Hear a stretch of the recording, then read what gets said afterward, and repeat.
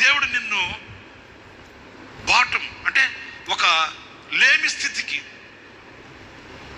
నిన్ను తీసుకొని వచ్చాడు. ఆ లేమిలో నువ్వు ఆయనకి ఒక స్తుతి యాగం కావాలి. ఆమేన్.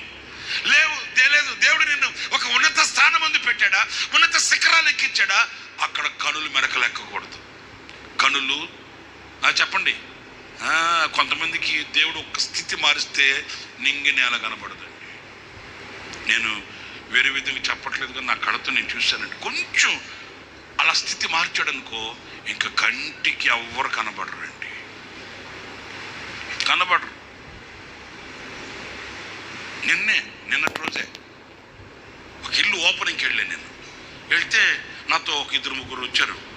నేను కారు దిగి మెట్లు ఎక్కి వెళ్తుంటే ఒక అతను పరిగెత్తుకుంటూ వచ్చి నా చేతిలో బైబిల్ తీసుకుంటున్నాడు. నేను అన్నాను, ఏంటి అన్న నేను పట్టుకుంటాను. అయ్యా బాబా నీకు దండం బాబా, సేవ చేయని నాయన, బైబిల్ కూడా పట్టుకోలేను నేను.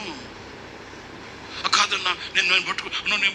వద్దు నాయన, నేను బైబిల్ నేను పట్టుకుంటాను. సావే, మనం ఎంత స్థితికి మారినా, ఎంత స్థితికి దేవుడు మనం తీసుకుని వెళ్ళినా చెప్పండి, అమ్మో.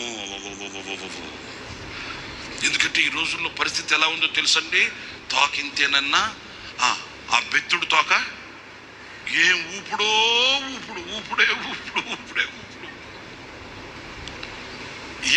దేవుడు మనల్ని ఉన్నత స్థితికి తీసుకుని వెళ్ళింది. ఎందుకంటే ఆ ఉన్నత స్థితిని బట్టి నీవు స్తుతి యాగం దేవునికి చెల్లించున్నట్లు. అంతేగాని అహంకారంతో విర్రవీగడానికి కాదు.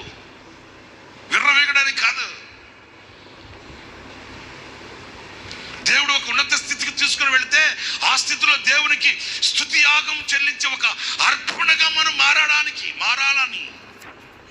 లేదు ఒక తక్కువ స్థితిలో నేను పెట్టాడా, ఆ తక్కువ స్థితిలో నీ హృదయంలో నుంచి వచ్చే ఆ స్తుతి యాగాన్ని, ఆ స్తుతి అర్పణని ఆయన ఆస్వాదించడానికి